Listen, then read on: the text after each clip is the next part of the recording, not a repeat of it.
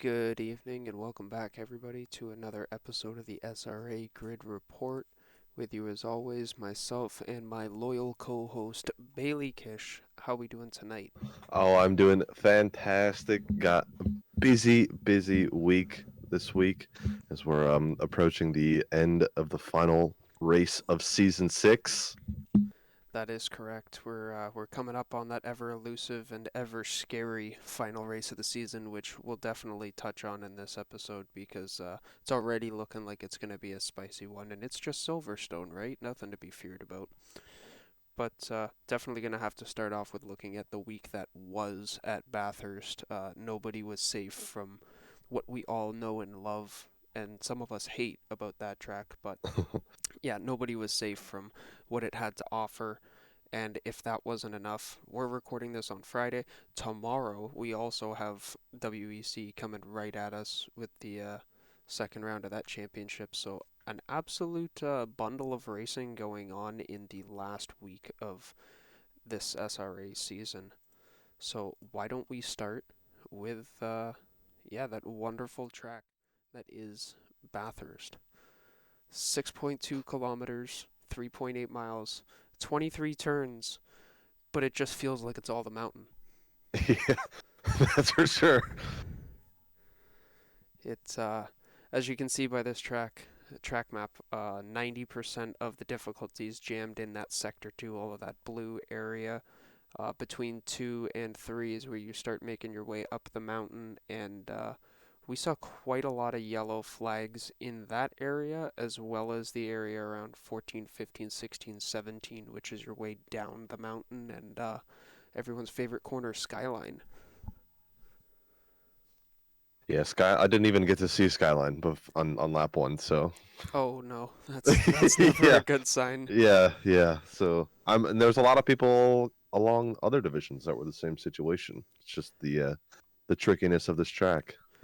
Yeah, for sure. The one thing that this graphic does not show too well is how narrow this racetrack is. Yes. As you can kind of see from the background here on the main stage, like there's two cars with a decent amount of space between each other, but there's not much road left, and one of them's halfway off already. So that's in some of the biggest area of racetrack.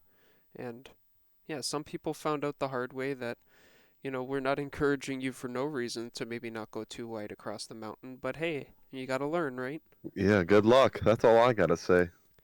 Yeah, and some people made it work. There was some very bold overtaking maneuvers in the hairpin of, I believe it's turn 5 on our way up the hill, and some people making creative maneuvers to get past slower cars at the top of the mountain. But yeah, all in all, it proved to be once again not the best strategy to go for overtakes up there. Mm-mm. But what was your game plan going into this week, Bailey? I know a lot of people were talking about changing aero on their setups and just trying to maximize straight line speed. Don't worry about the mountain, but you need to be fast in the back. Or were you just worried about trying to stay comfortable and not playing with what works? Going into this week, I tried several different things. I tried to try and maximize as much, I wouldn't say maximize, more um, take straight line speed that I didn't have. Try and delete the gap from other cars in the Porsche. Hmm. But I found it if I maximized the time on on the climb of the mountain and the decline of the mountain, that I would have hopefully enough gap to defend on the straights. So that was my game plan going into everything, was to just kind of drift it and toss it down and up the hill, and hopefully have enough gap from behind to defend. But um, there was different plans after the first 30 seconds, so it was a pretty quiet race for myself. I think I saw one car the entire race. Which is wild considering how on top of each other this track Yeah, makes you. yeah, and that one car was the leader, so I had let him go, and that was it. That's all I saw. Well, rest in peace to your race, but honestly, a quiet one isn't always a bad one, especially at a place like this. Your tolerance to damage is something that everybody kind of needs to work on at a track like this. I mean, I was fully encouraging people to go out for like a, I don't know, 40, 50 liter stint and just go bonk the wall on purpose. Like, just Yeah. give yourself some unintentional, unpredictable damage Hmm. because, you get a little bit of side door tap and that's not really going to affect you too much. You touch the wall a little bit, letting the back end slide out, and maybe you lose a little bit of wing, but just go bonk the wall on purpose as if somebody hit you without you noticing Yeah. and get used to how the car feels because besides straight line speed, you can actually get away with holding on to quite a bit of damage at this track. Yeah, and I was dealing with I think 20 seconds of damage for I would say a good 45 minutes of the race. If it Just kind of lapping around the same time, the high 203s, low 204s. So um, that suggestion of taking a damage was really uh, very uh, smart thing to do. If people did take advantage of that, as you would have the knowledge, you would have the um, reaction of what the car would do. You would have um, what you like the knowledge of what you need to change to make the car a little more drivable, and what the max amount of damage you could take before you actually had to go in and fix it. Exactly. For me, it was turn 9 and turn 10, the two sharp left-handers up at the top of the mountain there. I know what my car can do in normal state. I know I can almost go flat through 9, a little lift through 10, but how Yeah, does that differ with damage? Because I find it so hard in a race, like you're going to always err on the side of caution because the last thing you want to do is just throw yourself off the road. But once you get comfortable with it, it's hard to increase the pace. yeah, And if it's too far off, you've shot yourself in the foot. for sure. And the we saw a lot of different cars this week. I feel with um, I felt like a lot of this track is more about confidence than it is car capability. And I feel like we saw that as I mean we'll be going through that here in a second, but we saw a lot of different models, makes of cars in the top three, top five. It wasn't consistent. I mean, we saw Porsches take a massive hit this week. Um, so it was basically just for those guys, it was a race to see who could be the quickest Porsche. Position really wasn't the main thing. Astons were not the I wouldn't say not the greatest, but they weren't ideal, but definitely a good car still around this track. But we saw a lot of Audis this week. We saw what did we see? A lot of Hondas. A lot of Hondas were quick this week too. So I definitely felt like this was a confidence track, and I feel like on the results page we saw that. I completely agree. Confidence was absolutely huge here. It's like when the racing line's demanding you get up close personal, maybe even get in a relationship with some of these walls, Yeah, uh, like you need to be dialed in. So yeah, what and do, an hour straight of that. exactly? Not no 20, 30 minute sprint, an hour. No, yeah. It's hard enough to stint on your own for an hour at this track. But why don't we start looking at some of these standings here? So let's start with Division 6.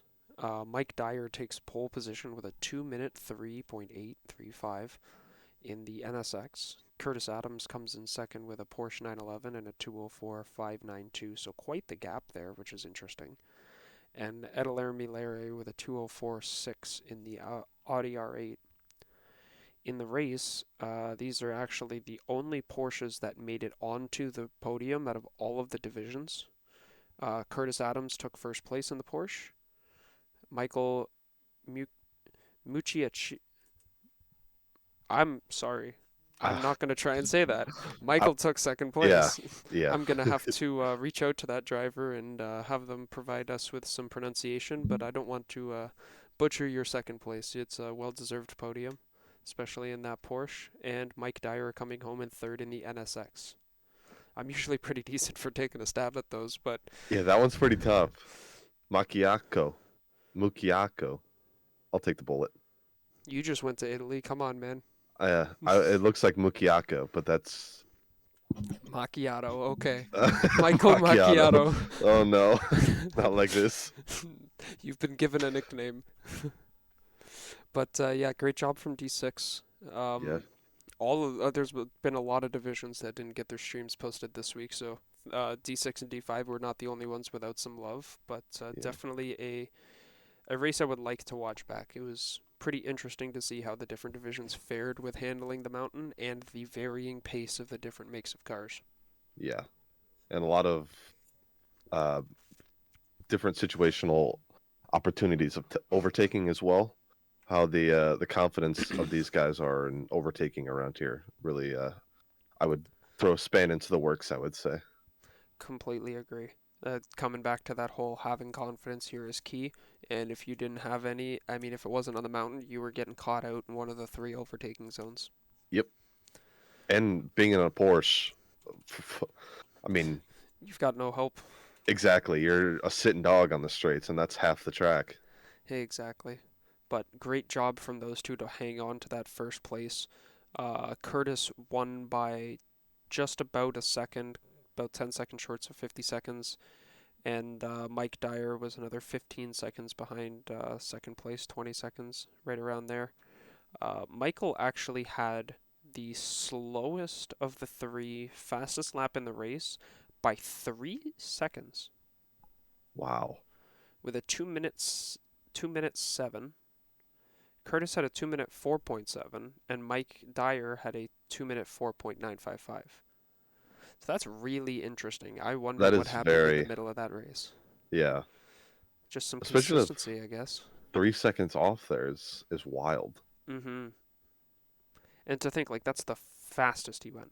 Like, maybe the other drivers were hitting their fastest and then pace significantly dropped off. Like, maybe that's why we don't see Mike Dyer at the top of the podium anymore. Yeah, But again, could be. D6 would be a good race to go back and watch. And I think for yourself, D5 might also fall into that boat, considering we saw an Audi take pole. Oh, dude, we saw so many Audis take pole this week. It put a smile on my face. Really pulled the nostalgia boys into making some early decisions for the next season, but we'll see how long those last. But Ben Chen taking that pole position with a 202.4, Lane Yates taking second with a 202.6 in the Honda NSX, and Dawson Tremling in third with the Aston V8 with a 203.077. In the race, we saw a little bit of a switch up. Ben Chen went flag to flag, held himself on for the win there. Gordon Beverly came from off the podium onto the podium to take second place, and Lane Yates fell down to third place in the NSX. So we still maintained an Audi, an Aston, and a Honda, but a little bit different. And again in this race, the second place driver having a slower fastest lap time, this time by about half a second compared to the leader. And Yeah, this driver came from off the podium onto the podium, so I'm really confused. yeah. I mean, the even the gap from P1 to P2 is what's that? 5 seconds? 5 seconds? Yeah. So I mean, still altogether close race. 5 seconds keeps you honest at this track, especially. No doubt. 5 seconds is one small mistake. Like, these curbs are so tall, the sand, and then, I mean, hey, when you don't got that, it's walls. Yeah, So, it's, yeah, it's very close. And then sitting, what is that, 35 seconds back to third place. So those two were having a battle of their own up there for the lead, and well done from Ben to hold on to it. absolutely. Especially in the greatest car in the game. Yeah. Just There's wait till we get to D4. I was gonna say there's two guys in D4 here who want to argue with you. Yeah, just wait. David Funk pulling up once again and taking pole position in his Jaguar G3 with a 201.8, which Yeah, the hell unreal. that's a top of D2, bottom of D1 time right there. That's pole on D1 or D2. I'm pretty sure. Let me do a quick. Was it? We are looking. It would We were not be checking. pole, but it Damn would close. be. It would be third place. Yeah, damn Cor- close. Corey Davis coming in second place with a 202.9, which is pretty close to my qualifying time. Still pretty fast. I mean, we saw almost a second jump here from D5 to D4, and David's teammate DJ coming in third with a 203.2. So that's pretty interesting to see a 1.5 second split between teammates. Yeah. But they threw all worry out the window during the race as DJ took the win and David came home in second. I'm not sure if they're just giving out some points to each other, or maybe David had an issue to fall back to DJ with that pace difference. But DJ's 2:04.2 fastest lap and David's 2:02.3 kind of show signs of some sort of accident or issue. Yeah. But in the meantime, Corey Davis falls himself off the podium, and again we see another driver wiggle their way up. Jacob Zitko comes home to take third place in the Aston Martin. Division 4 didn't get broadcast and didn't have their race posted. Well, they did have a recording. It got recorded, but the recording never got posted. Yeah, sarcastic frustration. I really want Yeah. to watch these races back. It's already a shame we can't watch all six.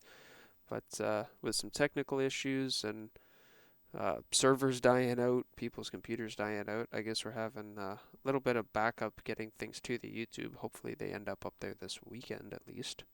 Yeah, for sure. But It's it's unfortunate any to insider news from this. Mr. Whitescarver on how Division 4 was? Division 4 was just like the other divisions was hectic. We had a lot of people doing what other people do in divisions, just lack of confidence, lack of trust in the car. Um, Division 4, what else did he say?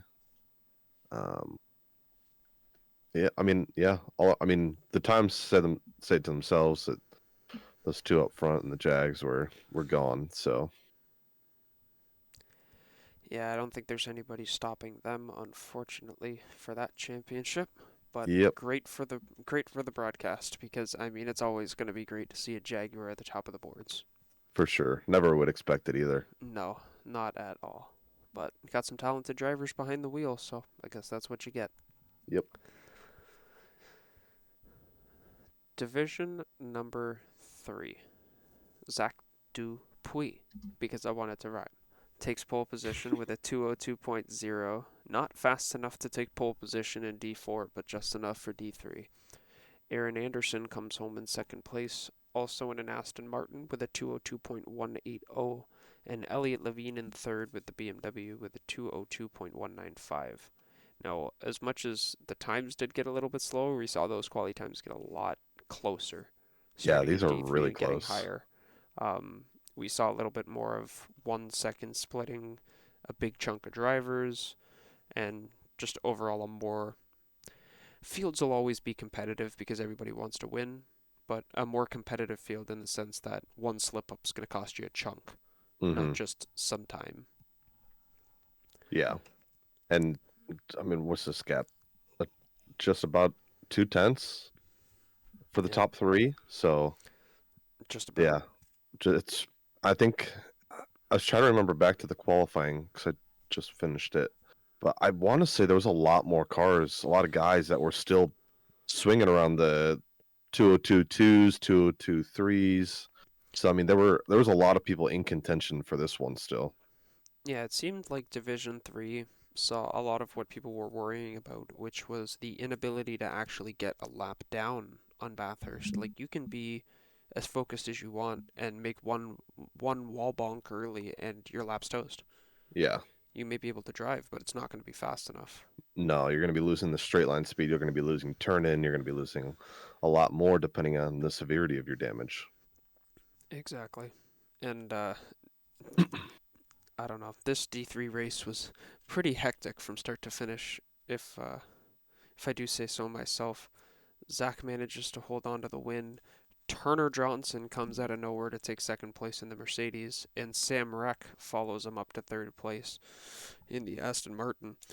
Um, a couple instances of some mountain closed. Um, I believe I don't remember if I'm mixing up D1 and D3, but I believe there was two people who got spun sideways at sunset, stopped in the middle of the track. Was Which, this like regardless of the early count, on? is yeah, one of them was early on. Yeah, I think so. The That's terrifying to come up on. By the time Jeff has told you that Jeff is what I refer to the pit guy in ACC as, Yeah, tells you that you've got a yellow flag or that someone's slow is up ahead, you're already like at that car. yeah. So Because you're I mean, just you're trying to coming at them check up. so fast. Exactly. You're coming around turn 10 trying to check up before sunset because you notice the guy in front of you is off the gas, and then all of a sudden there's four cars wide in front of you in an area that's barely big enough to fit one because Yeah, everyone's trying to avoid a sideways car. And I mean, props to all of them because, I mean, as much as people did, like, obviously check up into each other and have some rear ending and some accordion effect damage, like, I think they did a stupendous job of keeping that clean. Like, it could have been so much worse. yeah. It was pretty brutal. And if I remember correctly, again, my memory just does not seem to work as soon as I push that record button. But I'm pretty sure it was like midway up the field. It wasn't near the bottom. I was definitely top half. Yeah.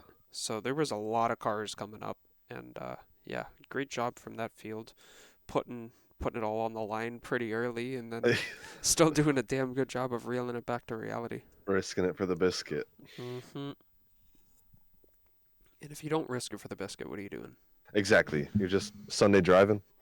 Exactly. Keep it for Sundays, man. That's why we got Exactly. that Shitoku Revival Project server. You go out, you grab a little Alfa Romeo Giulia, and you go cruising. We save the pushing for here. But yeah, I mean, like you were saying with D4, and as we've said with the other divisions, it was pretty much the same through all of them. Like nobody Hmm. really, besides D1, got away without a big accident. Like D1 had a Yeah. decent one, but it wasn't as big as the other It divisions. wasn't severe. No, you're right with that. So, and again, like for what we all got handed with this track, a great job. Yeah, for sure. I mean, D1 had their scuffles, but it wasn't.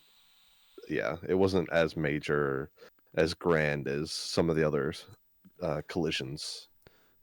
Most definitely. Yeah, So, why don't we move up to Division 2 let's and do it. talk about what that was? Let's do it. Michael Louis takes pole position in an Audi R8 with a Yes. 201.797. Michael Stasov takes second place in a Lambo Huracan 201.8. And Alex Chilcutt takes third in an Aston V8 with a 201.9.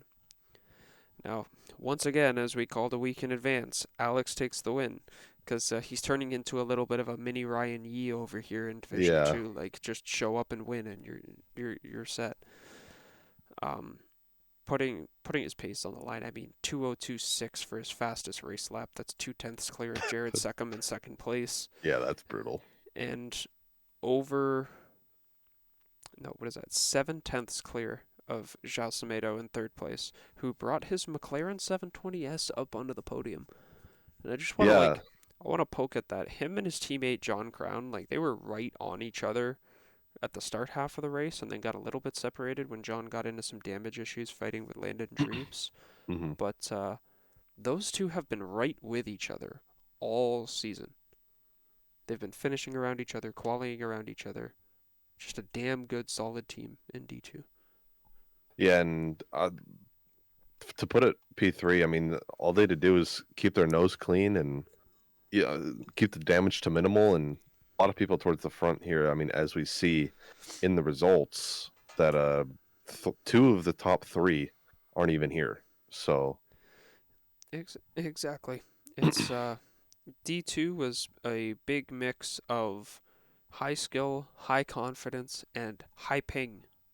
high ping for sure, dude. A big My rest, a goodness. big rest in peace out to our lovely AC um, organizer as well as steward Kevin Kovac, who had some unfortunate network issues that spawned on him as the race was beginning, and his ping skyrocketed. I believe he teleported off and then on the track and just Yeah, did not start a great spur of events. So it's he always a uh shame when that happens. he was going down the hill on our way to Sunset and went straight through the wall, disappeared, and came back was perpendicular on the track. just so happened to be in front of me, and Oh, I nothing I could do. I like went through them and then had a delayed reaction and just kind of spun me. And I think it was like 5 or 6 other people followed and did the same thing. But we were where were we? He was like 12th and I was 14th maybe. So I mean, that's pretty towards the front. I think we had 33 people, and to collect only 4 more after that is pretty impressive. yeah, honestly. And like that's crazy. Yeah, how do you Yeah. react to something like that? Just teleports back onto the track. Hello, Yeah. we've been trying to contact you about your car's extended warranty. Exactly. Oh, hello there.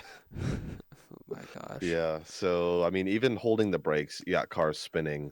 They're just bouncing off the walls, and you just don't know where they're going to go, what's going to happen. And to get that many people through it clean, I mean, there's probably some people who still took damage, but to not have race ending damage was pretty significant. I mean, I talked to Kevin after. I had 2.5 minutes of damage. He had 7. So, Yeah, yeah. Yeah. he was in the same chat as me, and I hear him go, "Oh, oh God." He's like, "I just teleported on the racetrack." Yeah. Yeah. He showed his replay after. I don't know if you saw it, but for him, everyone else lagged, and when it happened, just kind he ended up just sideways, and that's when it all happened. So Oh man. unfortunate, but I told him it was out of his control. I'm not upset with him. So I mean, it's just a race. Week 7. Most of us are not happy with what's going on this season. So I told him not to worry about it. I'm not upset. So we're all good. No worries. Yeah, and it's not even like a negative, not upset with the season or not happy with the season. It's like it's just been so competitive Yeah, it's been that so sweaty and exhausting. yeah, it's like it pushes that effort level onto you, and yeah, it's kind of exhausting by the time you get around to the end of it. Yeah. Hashtag 4 week off seasons. Hashtag we need it. None of this 2 week crap. I think we're looking at 3 weeks this Are season we? as Think. Oh, just because things lining up with that new DLC. We definitely want to yeah. give people the opportunity to test drive those cars before they commit to it. I think people are going to commit either way. Oh yeah, I know I'm over 50% on committing to one of the new cars. Oh, wow. Which one? Yeah. It starts with a F and ends with Ferrari. Lamborghini? No, Porsche. Oh, sorry. Just kidding, it's that new teased Lexus. Oh. Yeah, have you seen pictures of that thing? No, I have not. Oh, I think it's in real life rides or it's in real racing. Mm. Um, but there were pictures at, I think it was Fuji Speedway at the Super GT event that was going on recently, and Hmm. it looks like I don't know, it's really long. It looks like an AMG GT3, and it sounds beautiful. So, No, I did not know about this. Lexus boys rejoice! You just might have a new toy coming soon. You might have a beast. Exactly. It sounds Yeah. like it's gonna be a beast, man. I That'd be sick. I mean, I'm not going anywhere near the new cars because I've already kind of uh fallen into the trap of the Audi when it came out. Fell in love with it, and then as soon as it got established, it got put down right with the GTR. So um, I don't want to take that chance again and go halfway through the season and all of a sudden, boom, car sucks. Well, I will say it is getting used, or at least your Audi is getting used in the multi-class event tonight. We have Yep. almost every single car in the game. We're missing 2 cars, but yeah, that includes the Jaguar and the V12, which is cool. So GTRs, Audis, no matter how bad the BOP is, but yeah, those new cars look like they could be interesting. Yeah, that's definitely going to be interesting to see when they come out. But I think we're getting ahead of ourselves. Yeah, no doubt. I'm just excited for what is to come. But yeah, like I said, hashtag 4 week off seasons. Let's get it. Yes. Por favor. Or as Kevin would like to say, por favor? Poor favor, Por favor? cheap Who's por favors. favor? Division 1 sees the most obscure qualifying and race we have seen all season because Ryan Yes. Yee did not race. Mm-mm. Dan Good takes pole position with a 2 minute point .8 in the NSX. Very, very, very impressive lap time there. Je- Unreal, dude. Jeff Spangler, his teammate, comes in just 1/10 behind him at a 2 minute point .950. And Diego Paul Fimbers-Casas, the second place sitter in the D1 Championship, comes home in third place, the 2011. And all eyes were on him last night, or Tuesday, not last night, but for good reason, as he brought himself up to the front and took that win, bringing himself a little bit closer to Ryan, but not within striking distance, as No. it's over 70 points still. Yeah. Kind of tough. It's still a absolute showing that if Ryan ever doesn't have his game on point, Diego's right there to pick up the pieces and take a win. But Yeah.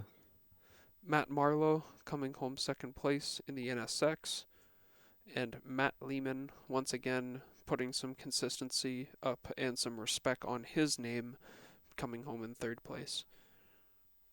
Matt So, Lehman was battling somebody there at the end of the race for a while. yeah, I do not Was remember it who it Spengler? was. It might have been. I think it was. That D1 grid was fighting the whole time. Yeah. Like Yeah.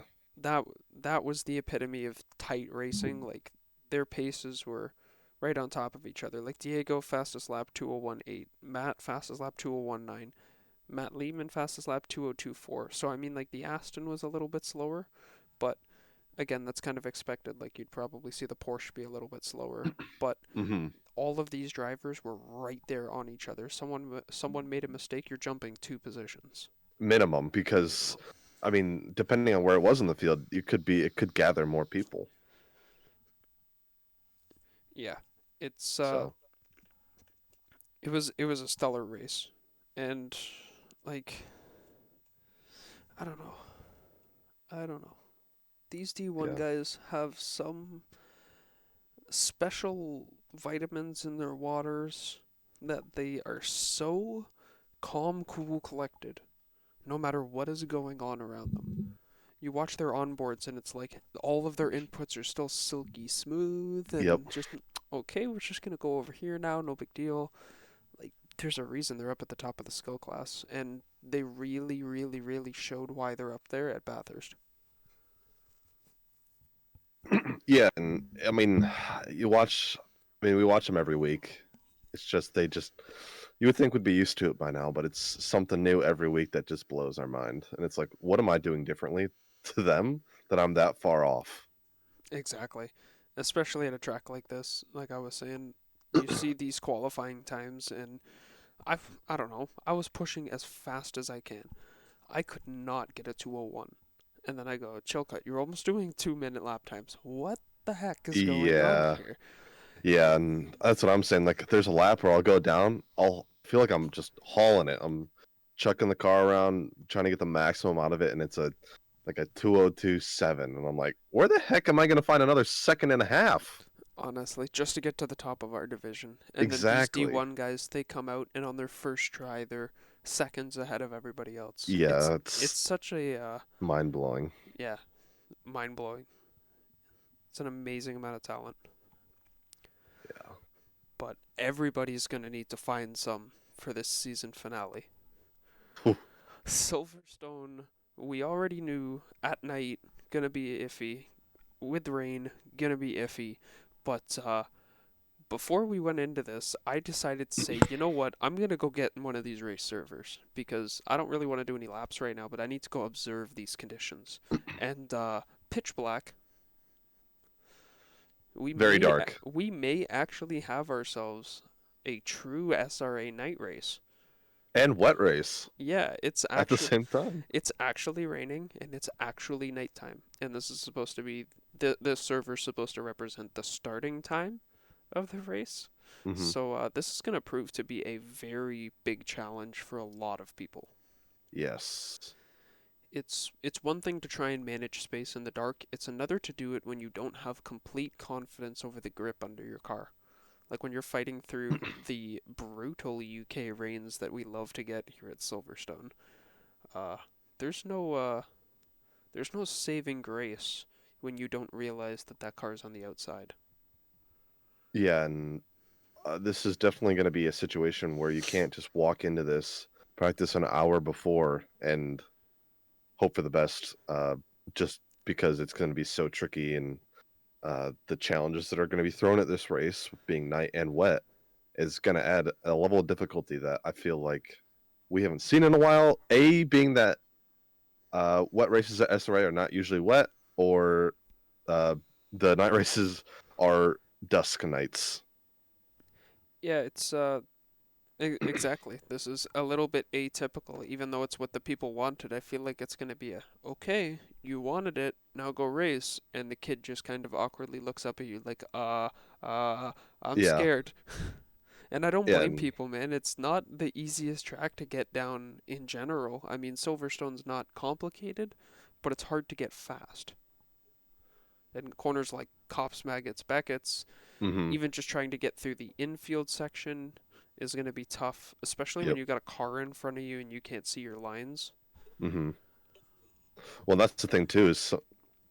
I feel like this is a track that a lot of people take different lines, especially um, just because of how fast it is and how much you have to lean on the tires and car in these fast corners, like you said, Maggots, Beckett's, Brooklyn. Uh, I can't remember. I'm drawing a blank right now, but yeah, it's going to take a lot of concentration, almost the same amount I feel as we had here at Mount Pano. Completely agree. All 5.89 kilometers of this track and 18 turns are going to demand these drivers to be on point. I have no strategy going into this, but I definitely think going into my practices, I'm going to be aiming on the side of caution, kind of towards, excuse me, the comfort side of things because like I don't want to have to worry about what my car will do as tire wear goes on and as the race goes on. I'd like to be capable of hitting the marks I want to, even if I'm a tenth or two slower. Yeah. Yeah, and longevity is going to be a big key as well for this race. Is we might see a lot of either offs, spins, crashes. Oh, we're So definitely going to see a lot of offs, especially at yes, cops. I can see yes, people well, not consistently. I can see a lot of people shooting for that corner and bouncing off the inside apex. yeah. And I mean, you got to remember the sausage curbs on this track are pretty brutal. Yeah. No, don't forget the sector 2 can send a car flying. Exactly. So, You'll ramp it. exactly. The only thing that people have to look forward to this week is almost nobody can start on a corner. So, that's a nice plus. Yes, a lot of people had that situation. I'd say it was a good third of the grid had that situation this week. Yeah, that must have been hell. I didn't even normally I try and take whether it's the practice race or one of the sprint races on the weekend or something like that to take a stab at starting from the back just in case I screw up qualifying. And I Hmm. didn't do it this week, but thankfully got lucky and didn't screw it up. But really want to know what that's like. I've done it once, I think, and it was. Oh, what did I do it? I did it at my Sano this season. As did I. Misano was fun. I meant specifically at Bathurst. That last corner is hard Okay, enough okay, in an okay. empty track, maybe one person Yes, going for an overtake. yes, yeah. No, now I see what you're saying. I don't want to try it, but let me know how it goes. I will, and I'll try and talk through the cheers. Perfect. That works for me. Awesome. But we are sitting at 8:14 right now, 45 minutes out from our Suzuka big grid here at SRA, joining up with ESR to get ourselves going for a 105-minute race with a 20-minute qualifying session. Now, this 20-minute qualifying, let me just go reference my information here because we've had quite a lot of chat about this today, trying to figure out how to split the 91 cars that we have coming out on grid so far. Looking at a total of 29 GT4s and 44 GT3s. But right now we're looking at increasing that qualifying time up to 30 minutes using the first 10 minutes for GT4s, the second 10 minutes for the Platinum class of GT3, and 10 for the Silver class. Now, we're running 4 split classes for this, similar to how we do the endurance races, just to kind of, again, give people something to compete for, because GT3s, with the fact that we drive them all the time, there's going to be a stupendous pace difference. Hmm. And GT4s, it's all about who's driven them before or not, as to who's going to have the pace difference. So we're just kind of the GT4s are relatively going to be closer, but the GT3s are probably going to end up with somewhere like a 8 to 10 second pace gap during qualifying. So trying to split these cars up could be difficult. This is going to be the Hmm. best stab we got at it so far. Uh, how are you feeling for tonight, Bailey? Um, I'm just kind of using this as a relief. Getting out of that Porsche, going back to my sweet baby R8. Suzuka, I do enjoy Suzuka, so I am looking forward to it. We were here, what was that, season 5? We were here last season. Yeah, season 5, and I mean, great, great race all the way up and down the grid, or up division. Sorry, wow. Um, so I'm kind of pumped for it. Being 105 cars, it's gonna be by far the biggest grid I've ever been a part of. Let alone being at multi-class with 30 GT4 cars going around. So not only are we gonna have to worry about the GT4s, we're going to worry about the other 50 freaking GT3 cars going around as well. Exactly. And just taking another look here as we have had an increase in sign-ups, so we are now at 97 cars. Oh wow, Yeah, so so we've it filled up added quick. we've added 2 more GT4s, a Lambo, an Aston GT3, a 720S, and an AMG. So Perfect. welcome to Ian Wheeler, Martin Alberts, Jitesh Katavkar, Andy Speed, Charlie Booth, and Isaiah Hill. Let's all have some fun tonight. You want to hit the other 91 cars too? Let everybody know who's out there. Sure. Why don't we go through that? No, we're good. We don't have enough time for that. Exactly. I don't think we would. We'd probably be getting pulled out of this channel and into the driver's briefing halfway through doing that. Exactly. But we're gonna do our patented split episode here. We're going to go take part in this race and then hopefully come back to you tonight. Maybe come back to you tomorrow. But if we come back tonight, it's going to be right around the same time as F1 qualifying's going on. So we're definitely going to be talking about everything that is Australia, the big air quotations that is the reliability issues at Red Bull, Yes. and why 4 DRS zones with 2 detection points is a stupid idea. I couldn't agree more. So, from myself, from Bailey, and from everybody at SRA, we'll see you in a few. Love you, BRB.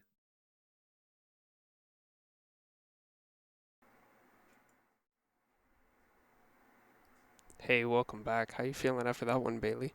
I am dead inside. Oh, so am I. And on Oh the my outside, gosh. actually. Yes, 100%. I don't think I've ever drove with that many cars on one track before.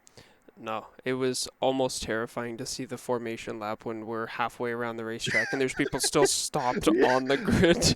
Yeah, dude. I was in a VC with Landon Dreves, and he was on the second to last row, Oh, and we were Lord. approaching the last S Dunlop corner, and he's still parked. Oh, my. Yeah.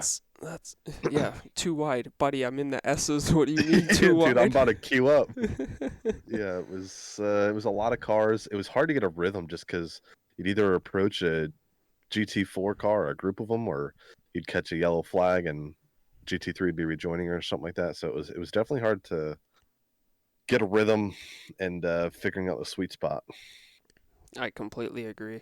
And it was kind of funny just those laps where you'd break free from the GT4 cars and you just see your Delta skyrocket. Yep. It'd be up like 2 seconds and you're like, oh my God. Yeah. And then all of a sudden here comes 11 more. Honestly.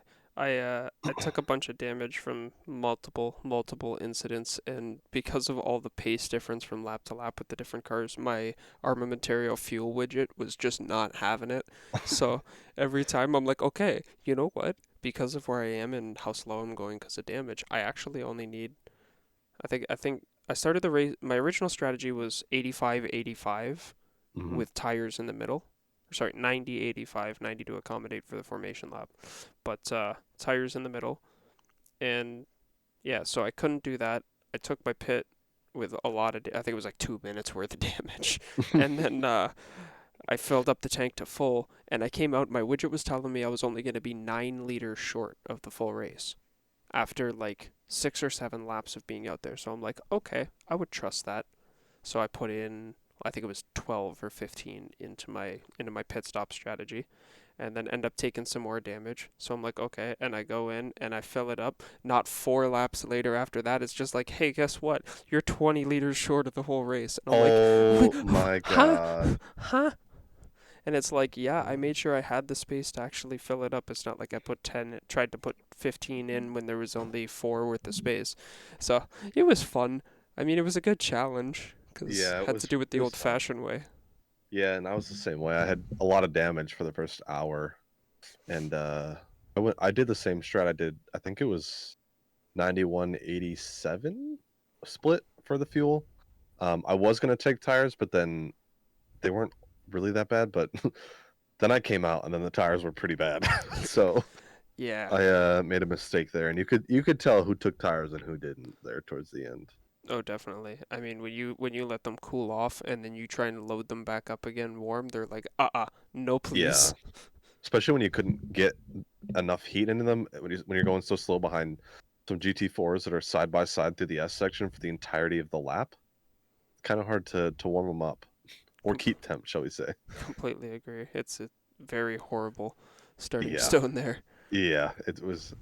Yeah, there wasn't a break at any point in the race, so Yeah, no brakes, but as much as we're making it sound like it was a pain in the ass, which it was, it that was was. so much fun. I Yeah, it mean, was a lot of fun. I hung out in race chat one, and we had like 30 something people in there. Gonna Good guess there was a lord. lot of individuals in there, and there was people who were completely new to SRA. There were some ESR fellows, some people from other leagues, and just a whole bunch of regulars from SRA. And all through the thing, everybody's having their issues and whatnot, but they'll say their issue, and it's followed by 40 seconds worth of laughter because everybody knew, we don't call it multi-class mayhem for nothing. And Yeah, even though this wasn't branded as it was a huge grid. We didn't get the 97 that registered. I think we started with like 86 or 87 or something like that, yeah, I but think so. still the biggest grid I've ever been a part of by a long shot. And By a we were long, we yeah. were all just kind of like, I'm here for the fun. Whatever happens, happens. Yeah, and we were fortunate enough to have Paule, Jess, and Waleed stream the race. So, for those of you who didn't race, go ahead and watch it back. As it was very entertaining to say the least. It was action from beginning to end, and Paule was on some smoke last night, so that's also entertaining to watch. Yeah, he was a little bit excited in the Champion Motorsports Discord Yeah, yeah. after the event. We questioned him about his consumption, and he said before he even took on the role of broadcasting, he was already smashed. And then there was, I think he said 4 or 5 bottoms up. So Oh no! yeah, I if I was not racing, I would have hit him with at least two, oh with how definitely, much slander there was going on. man. He likes to toss the slander around, but I'm still He waiting to does. see Paule do some actual performance of his own. He's riding a lot on Exactly. some known talent, Yeah, he's been getting carried pretty heavy. So honestly. a lot of chat from a person who's getting carried to the top. Yeah, I'm sure Alex and Matt and Nate would all like to take some load off their shoulders. Absolutely. All fun and games, though. That's a good group of lads, and yeah, big shout out to Waleed, Jess, and Paule for sticking it out and putting that broadcast together on pretty late notice. Yeah. But uh, yeah, a great event to the past, and now to already look forward to tonight's race of VIR in Assetto Corsa with the Hypercars, LMP2s, and GTEs. Uh, that's going to be a hoot as well. It sure is. I've been putting in a lot of practice for this. It's fun driving something different than a GT3 car. No doubt, and it demands something completely different from you when it's A, in a different game, and B, like an aero car with I would say the performance level of a GT3 plus some better brakes, Perhaps. just with the downforce. Yes. So like it's it's like an Uber mid-engine car. So I don't know. Yeah, Yeah. it's a fun different medium ground. These don't get broadcasted, but definitely come on out and have some fun here because even just the practice races are so much fun. Whether it's There was. Miatas or F3 cars or a Yes. multi-class of both Or Indy cars. and Indy cars. Yeah. So But yeah, yeah, there was talk of a possible stream tonight for the race, so we'll see. interesting. So yeah, un- that would be that would be pretty cool. Would be really fun to watch back. No doubt, no doubt. But something that has actually gone on and we know is getting broadcast is this horribly timed Formula One race over in Australia, which I could not for the life of me stay up after last night's race for No, qualifying, and I've same for still me. not managed to fully watch qualifying back. Bailey did just give me a bit of a rundown on the actual happenings of it. I've only really seen Q1 and then the final standings. So, I mean, Bailey, why don't you give everybody a bit of a walkthrough? I mean, Oh most people boy. probably don't stay up that late either. Yeah, no, I didn't stay up either, but I somehow managed this morning to wake up and watch it back without knowing who actually took pole or what the results were. So, Ooh. yeah, pretty impressed. I skipped through all the boring parts, the slow parts. Um, Checo Perez unfortunately binned it on his first lap and beached it. So he'll be starting dead last. And there was threats of rain at the end of qualifying, but the track was not up to par for traction. So it took a while for the track to rubber in, and saw it in the times. We saw some 18s, then some 17s, then eventually some 16s towards the end. Um, so instead of the um, normal go out, warm up lap, do your hot lap, come back in, get a new set of tires, it was fill up for the entirety of the qualifying session. Go out there, do two warm up laps, then a hot lap, then a cool down lap, then a hot lap, then a cool down lap, then a hot lap. And I mean, throughout the entire session, everybody was getting quicker and quicker and quicker and didn't know who was actually going to take pole. Um, Max was still struggling with some gearbox issues with the downshifts, so wasn't entirely sure if he was going to pull it out. But here comes Q3, and Max is clear by I think 2 3 tenths still, and surprisingly, Lewis and George slot in at P2 and 3 after complaining about their car being a second slower. So something a little sussy wussy going on over there, and they saying the car's a little slower than they're imagining. But yeah, that was a it was a interesting qualifying session. It was a little different than the normal Saturday qualifying or Friday night, depending on where you're at. For sure. I mean, even just the way they approach the session, like you said, going out for much longer stints rather than just in out. Yeah, But and Lance Stroll was actually asked in Q2, I think it was, either Q2 or Q1, if he wanted new sets of tires, and he said, "No, I want the tires I'm on now." And this was, I think, 2 3 hot laps after they asked, and he did not want new tires just because of how hard you had to break them in and how long it took. It was almost like if you ratioed it, it was the same ratio as putting on new hards in a race. that's going to prove really interesting for how the race strategy is going to pull out. Because if these guys are able to quali pace on these tires for that long, like, are we even going to see someone use the hards? Yeah, or are we going to see a soft to hard strategy for Yeah. how long these could go on for? So the one thing I don't know is how soft, if they're running the C1 C2 C3 or the C2 C3 C4 compound this weekend, which could play a factor to that. But it was also down to the fact that there was no rubber on the track as it did rain for several hours yesterday. I don't know how long, but it was a lot and for a long time. So the track was pretty much washed away. Yeah, I'm not sure the time frame either, but it does not take too much to completely wash away all the track evolution that you've made. Just taking a look here at Melbourne this weekend, they are using the C2, C3, and C4 Makes compounds. sense. Yep, that kind of makes sense. Kind of adds to that reason as well, as it is not the softest compound. And this is actually a really cool graphic I'm looking at right now. I'm going to hopefully be able to put it up when we put this up for broadcast, but it's actually showing the rating of Melbourne track here. It's got a traction rating of a 2 and a braking efficiency rating of a 2, an asphalt grip of 3, and a track evolution of 4, which, I mean, the way you're talking about how qualifying went even after all that rain kind of speaks for itself. Mm-hmm. But a level 2 on the abrasion, like that's yeah, that's really gonna, I think, keep people away from using the hard compounded, maybe even just trying to overstretch the mediums to maximize a soft tire strategy. Yeah. Well, and with how it seemed like in qualifying, the degradation was not very high either.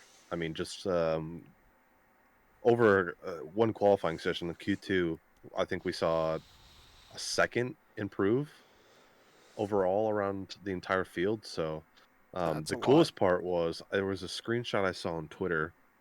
At one point, the top 7 were within 2/10 of each other. Is that an SRA race? Yeah, yeah, something SRA like that. visits Melbourne Park. Probably, but yeah, for how dominant the Red Bull has been in the first 2 races and how everybody's amping them up to be 2/10 off for Q2. I mean, he did take pole by over 2/10, so I mean, at the end, it's still, I think Max is to lose. But what's going to be interesting is just how Checo goes through the field. He's been struggling in all the free practice sessions. Clearly struggled in qualifying as he didn't even get to do a lap. Um, so we'll see, shall we say? So just taking a look at the forecast right now, by the time we hit race time in Melbourne, they're going to be it's going to be a little bit colder than it has been the last few days. Looking at 18 degrees Celsius compared to like mid high 20s, Hmm. but clear skies, very sunny, high UV index. So going to be a lot of track temperature more than likely. Hmm. And I don't know. I think the heat might provoke our first Honda incident this weekend. It might, Be- because just I don't know how much of the free practice sessions you watched. The only one I didn't watch was, I believe, 3. I watched a majority of 1 and 2, but I think I also Yeah. skipped 3. Well, 3 I think was going on during the race last night, so that Correct, correct.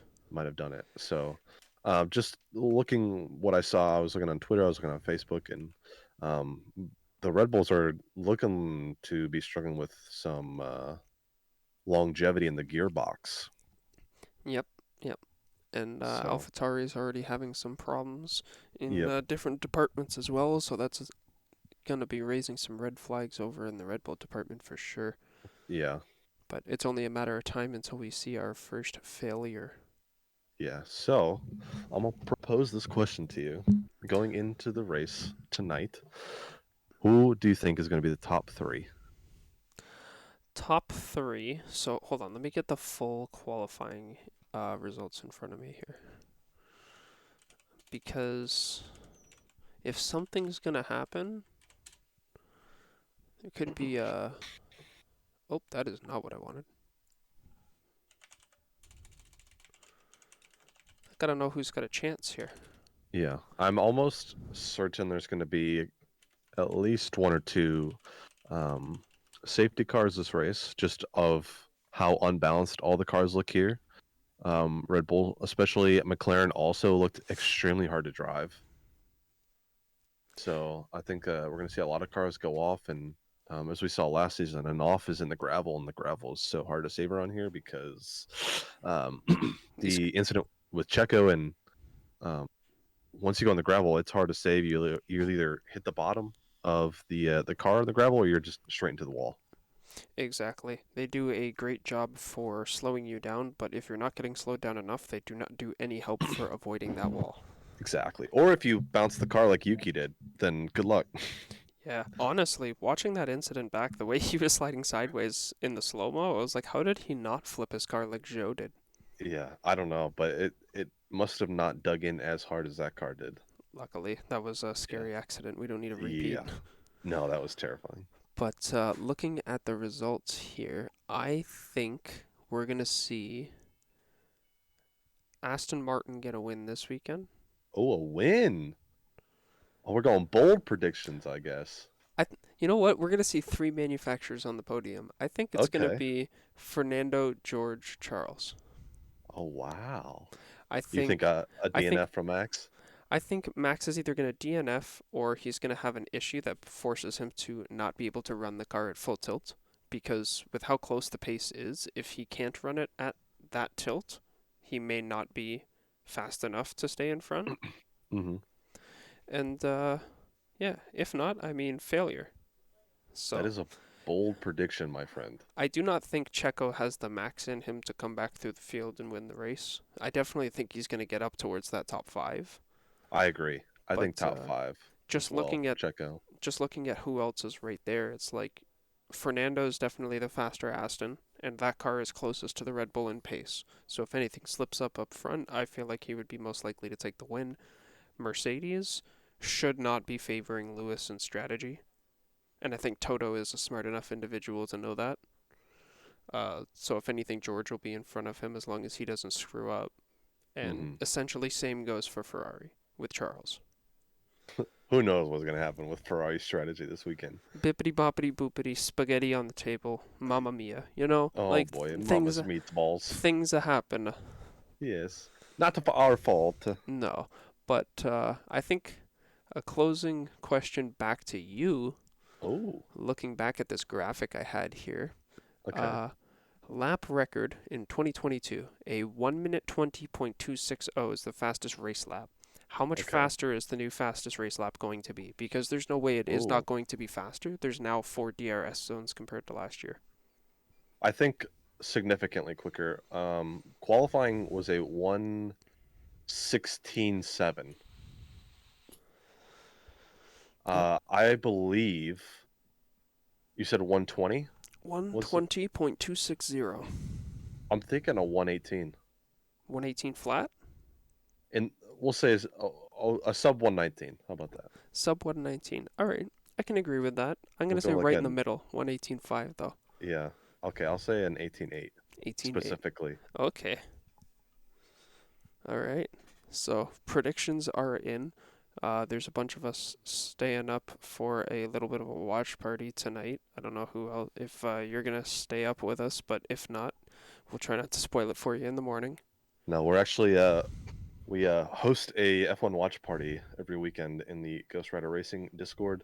We have an annual drinking game for the Australia race, as it seems to approach us so late at night that a bunch of us just we've created our own rules, and every time there's some little event that happens, it's you got to take a drink. So there's a bunch of us participating in that, and it's a grand old time every year. That's actually really awesome. So I guess you So guys are going to have a hoot, and this will probably be going out Sunday afternoon, maybe Sunday midday. So yeah, enjoy the race, yep, enjoy your night, you too. and we will see you next week, everybody. Yes, we will. Silverstone, wet night. Love you. Bye. Keep your eyes open and your lights on.